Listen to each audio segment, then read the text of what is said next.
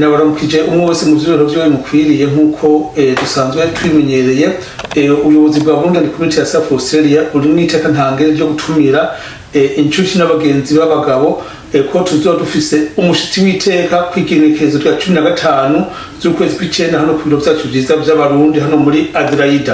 Turahamagaye abagabo bose kugira ngo baze bitabire twakire umushitsi w'iteka, hanyuma n'ivyo turahamagariye umuntu wese kugira ngo azoze azanye ivyumviro vyubaka. Ngo twabamenyesheje ko tugira ku vyumviro vyubaka no turabahamagariye kugira ngo uyu munsi umwe wese azoyazanye igiseke kirimo ivyumviro kugira ngo tuzobishikirize uwo mushitsi yamari kurafasha abagabo kugira ngo umugabo wese hari yumva yuko afise ijunja n'ijambo yuko nabo nyene ashigikiwe. Niyo mpamvu rero kuri uyu munsi tubatumiye tubabwira muti muze musirukane niyonka. Imana ibahezagire mugire byo mutanga n'ibyo musigarana. Murakoze.